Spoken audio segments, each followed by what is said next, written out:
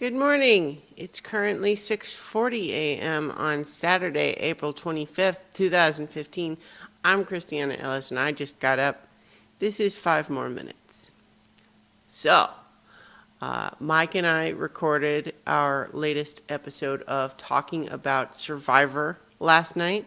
So you can check out the video version of that right here on this YouTube channel if you are so inclined. I felt like there was one other thing I was going to mention in that context, but I don't know. The audio version should go up sometime this weekend.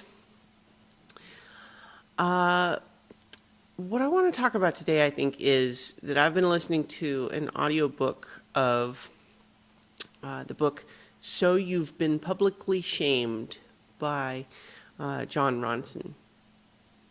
And this is a guy who has written a couple of books that I've read. I mean, he's written many books, but he wrote The Men Who Stare at Goats, which of course was made into a movie. He also wrote the sociopath test, or the psychopath test. I don't remember which one he actually uses. Luna, come on! I don't remember which one he actually uses in the title now, but he writes all about all sorts of interesting things.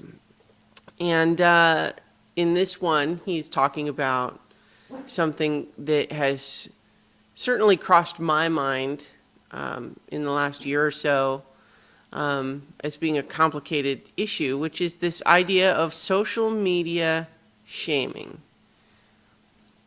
And basically, the idea is, there's a lot of different forms that it can take, but one of the sort of just the central questions is, we've all seen it happen where someone makes a bad joke on Twitter or posts a picture that's insensitive and everything. And so, like, the joke might be bad and it might have, like, racist connotations, say, but sometimes the social media machine can just kind of take over, and all of a sudden that person's tweet is all anybody can talk about for a week, and people threaten them and try to get them fired, which frequently works in some of these cases. The person's getting tons of threats. People dig up everything else they've ever done. And sometimes, sometimes someone has done something wrong. And sometimes it's really just like a poorly worded tweet. But in any case, there's this lynch mob mentality. Lynch mob is maybe another poorly connotated phrase to use here.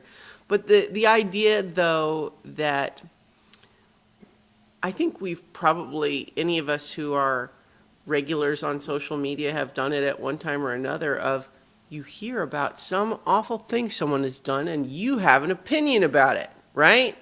So, yeah, I think this person's joke was in really bad taste. What a jerk they are. We should all tell them what a jerk they are.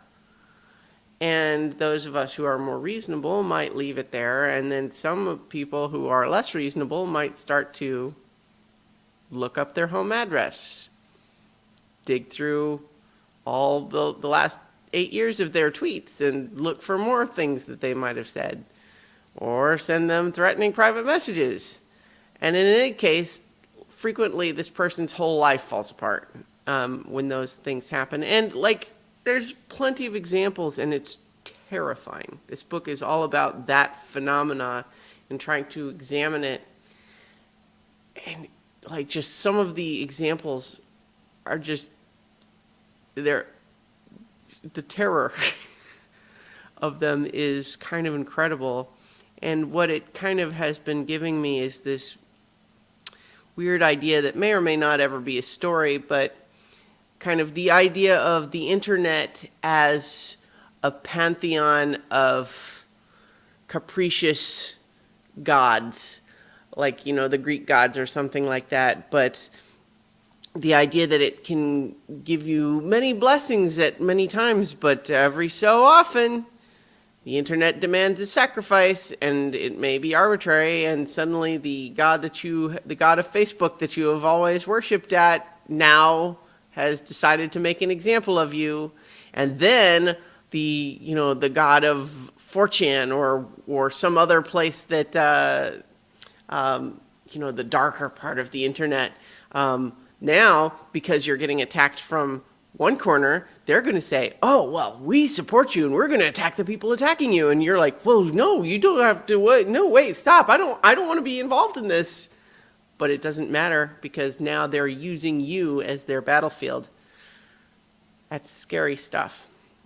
In any case, I'm already at 5 minutes. So the book is fascinating. I'm certainly going to be thinking a lot more about it in the future. I guess I'll talk to you guys tomorrow for 5 more minutes.